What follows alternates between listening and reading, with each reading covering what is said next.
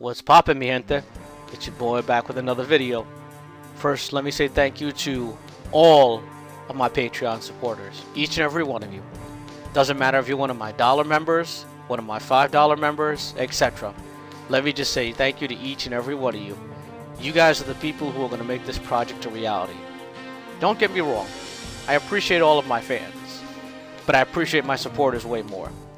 And the reason is, a fan is just a person who admires something, but they're not willing to take any action to contribute to whatever they're admiring to ensure its success. A supporter, on the other hand, is a person who is willing to go that extra step. A person who is willing to step up and go, you know what, I want to make this a reality, so let me do everything I can to help this person. As I've said before, I'm not entitled to anything. I'm just a normal guy working on a fan project. But again, I recognize the difference between a fan and a supporter. So thank you to each and every one of you. At the moment, we're up to 31 people. If I can hit 50 before the end of January, or if I hit somehow, let's say $666.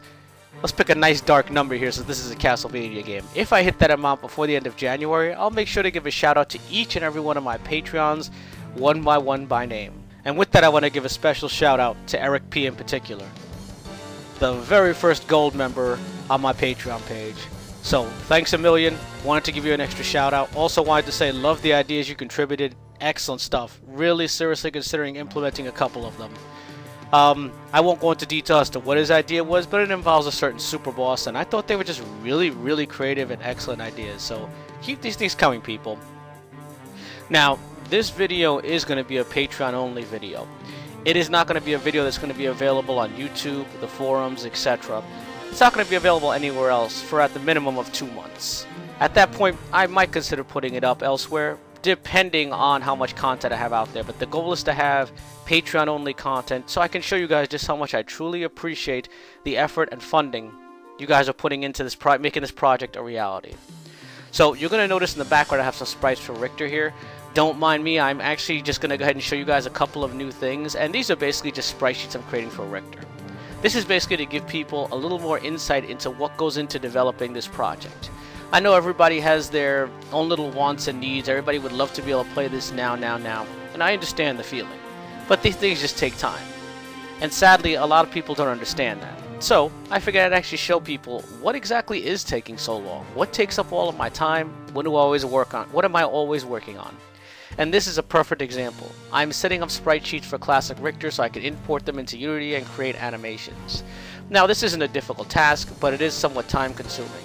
The reason is because I use a color shader for the sprite, so I'm setting it up so that you can literally color your character any way you want. At the moment, what I'm doing is I'm taking the sprite sheets my artist made for me, and I'm adding an outline around Richter. And then I'm copying each animation into separate sheets so that it's easy to make the animations. And at the bottom left, you'll notice the color palette. Now that's just an error check. It's to make sure that for each and every one of these sprite sheets, I get the colors 100% correct, so that when I apply the shader, I'm ensuring that everything is shaded properly. And it's worked out pretty good. I did the same thing for Alucard. The red outlines are just in case I want to put some kind of outline effect or an effect when his MP is restored, etc.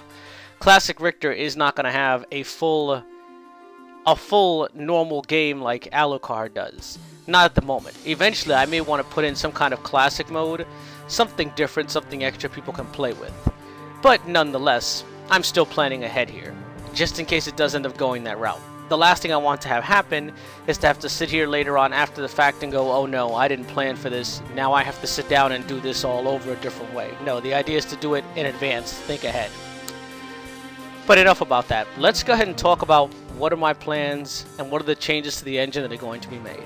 And I know I've gotten a lot of questions on YouTube, the forums, etc, but I don't really have time to respond to all of those, so I'm going to respond to inquiries from my Patreons. Those are going to be the focus. Bottom line is, you guys are my biggest supporters, so you guys get the most attention. I may occasionally respond elsewhere, but the bottom line is, if people want to get answers to their questions quick, they should become a patron. So, with that being said, this is going to be an engine that's being coded in Unity. It's going to be playable on PC. I don't have plans to make it playable anywhere else. I'm sure it's not very hard to do. I'm sure I could eventually look at that. But for the moment, let's start off small. Let's make sure that I get the task at hand done, And then I can go ahead and worry about maybe adapting it to any other systems like Mac, or maybe making some kind of exe that's playable. Somebody can maybe mod it into being something to be played on some kind of systems, handheld systems. I don't know. I really don't know at this point. PC is the focus. That's a long story made short. The game is being set up, so it's going to come out first with a demo, which at the moment I wanted to release a demo of Stage 0 and the first new stage, but if that's going to take too long, past the 3 to 6 month mark, I'm going to go ahead and just release a demo of Stage 0 with the new Classic Richter and the new Dracula battle. And then I'll just have it end once Alucard breaks out of his crypt. I could always release another demo 3 months later that will instead have the first stage with a fully playable Alucard. But I just don't want to make you guys wait too long. I did come out with a demo a couple of years ago in Game Maker, but that thing is ancient at this point. I'm not even really concerned with it because it's just so old and outdated it's not worth discussing. The other thing is there's a lot of things I wish to change. I still want it to be just as fast-paced, but I've grown a little bit over the years. I have more experience and knowledge now, so I feel like I can actually do a better job.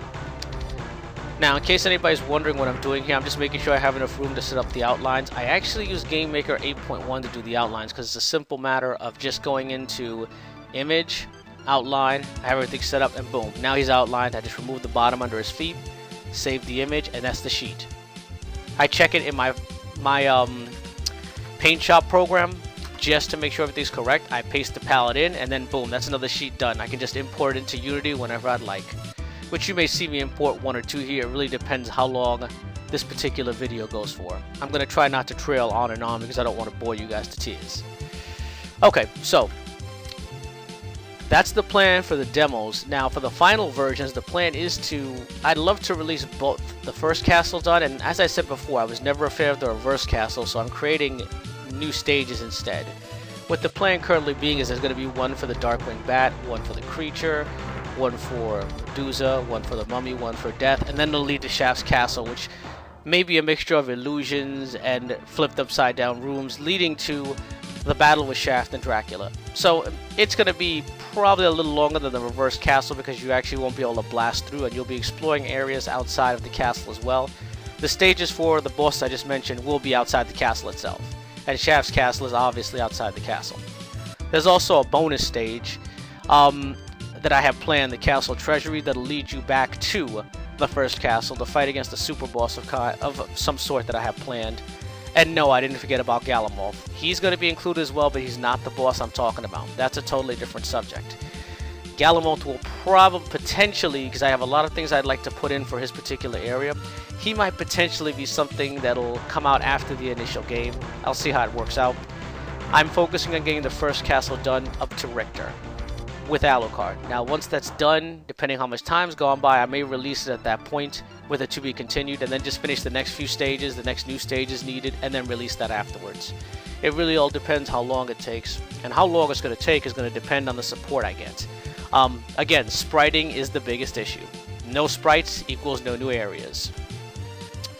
No sprites equals no new boss attacks, and that's not acceptable. I don't want to release something that I feel like is half done. I want to release something that I feel like it's okay, you know what, this looks complete. I'm not doing like some game companies or game producers do, that they'll release something and then later on go back and change the sprites. They have a bunch of placeholders in there. I just feel like that's a cheap way of producing something, and it just overall drops the quality standards of it. So I'm not going to go that route.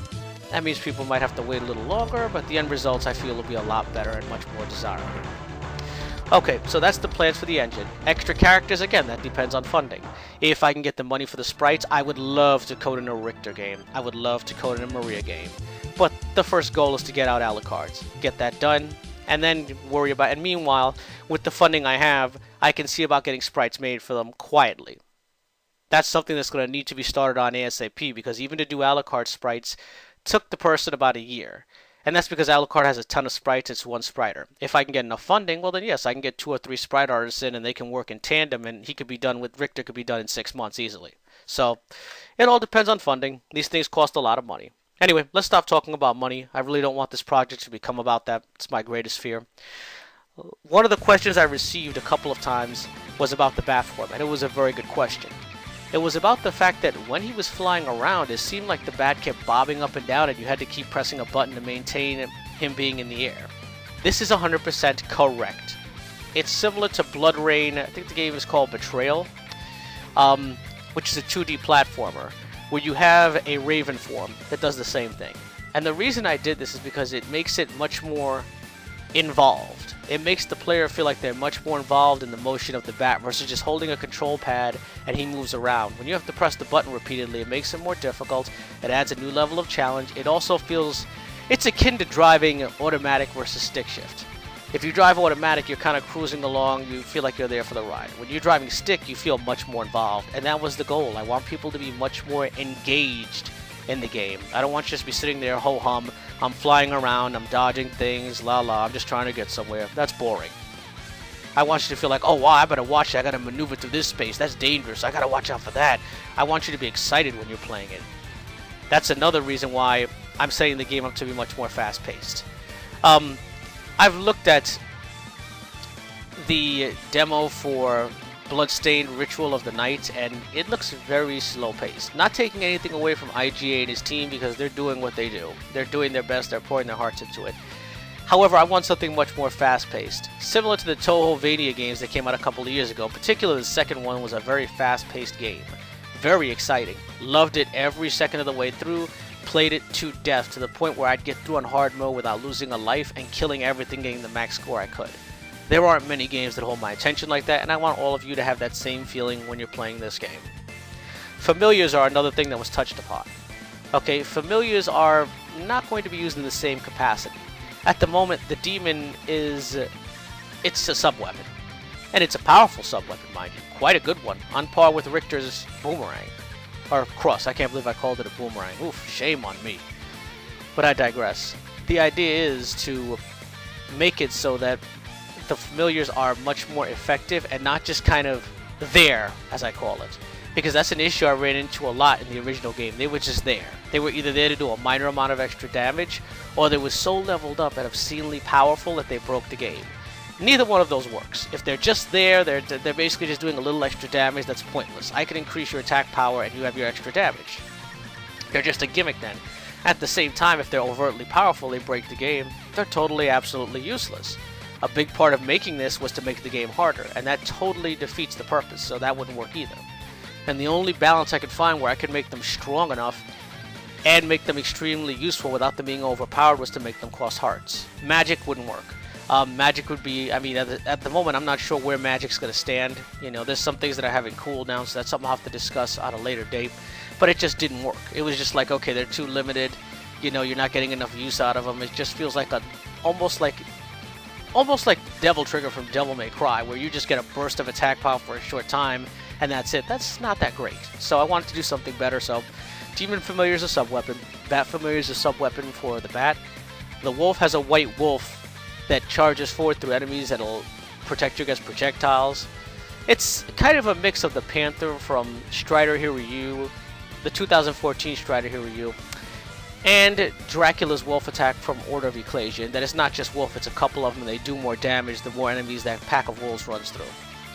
The sword is being planned to be given to another character. I'm not really going to talk about that character now because that would be the 4th character I'd release. I'll give you all a hint. He wears armor. And yes, he's going to have a full game, just like Maria and Richter are planning to have as well. I don't plan on putting out what I call half games, similar to the original Symphony of the Night. I just wasn't okay with the way they released Richter's game, and he had no relics, no items, no nothing. It just felt so cheap. I wasn't a fan of that. Another thing I could potentially like to do for the game, and this is again something after it comes out, is to give Alucard maybe some more pickups, maybe put in some kind of alchemy system. That's a big request I've gotten, and I like it. But the idea is to figure out something where it's just kind of a new game plus thing. Something you use after you beat the initial game to add a little more spice and flavor to the game and give it replay value. And that's a big thing to me as well, is replayability. I don't want you to play a game and then feel like, oh, well, I'm done with this already, this is boring, you know, I don't want to play this anymore. No, I want you to really feel like, wow, you know what, I want to keep playing this game over and over, this is really fun. So that's something I have to consider as well. But that's late game development stuff. Okay, difficulty-wise, I already mentioned I want it to be difficult, so stuff like the Crissaegrim, for example. The Crissaegrim has been renamed the Valmonwe, which is what it's called in later games. At the moment, it's actually a special move for Alucard. It's actually a move that has cooldown, though I'm not sure if that cooldown is going to be just time-based, or based on striking enemies, bosses, doing damage to them, etc.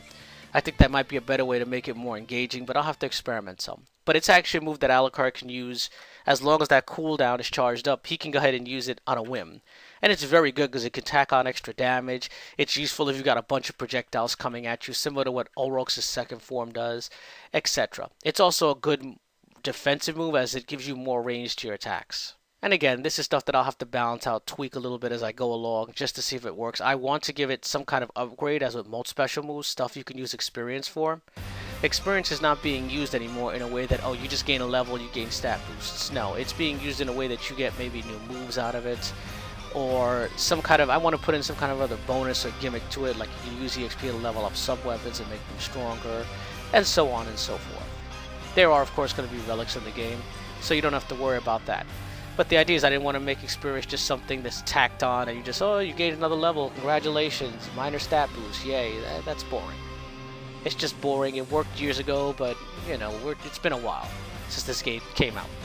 About 20 years, so it's time for an upgrade, and experience systems have changed a lot over time with the limitations of gaming systems being much, much smaller now. So I can just do a lot more and would like to.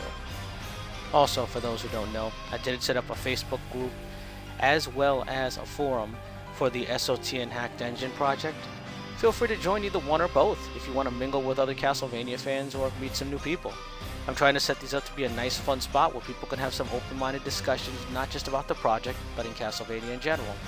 I personally won't be on them much because all the free time I have is dedicated towards coding the project, and the less I'm on those forums, the more I can focus on coding and directing the people that are working for me to get sprite work and sounds done, etc. I will also be putting up a public video within the next week, asking my patrons and the general community for feedback on what kind of rewards my Patreon supporters would really like to receive. I mean, I would really like to know just what you guys' input is, you know, what you would like to receive for supporting me. What would make you happy? What would make you feel valued? What would motivate people to want to donate even more? And these are things that I feel are extremely important, so again, this video will be out within the next week and it'll be a public one. As for my Patreon exclusive videos, my goal is to try to get one out at least one a week. It'd be nice if I could do more, but honestly that all depends on, you know, how my work schedule goes. I've got to make sure spriting and coding is done, etc, etc, so that we can get this game out as soon as possible. I also want to apologize if there was any breakup or my voice sounds a little off. I actually am getting over a cold. I've been working on this while I'm sick, and my headset needs to be replaced, so I'm working on getting that done ASAP. And with that, it's back to doing more coding work. I'm hoping to get some of these animations for Richter in today, so I'll talk to you guys soon. Keep an eye on the Patreon for any future exclusive content, and thanks again.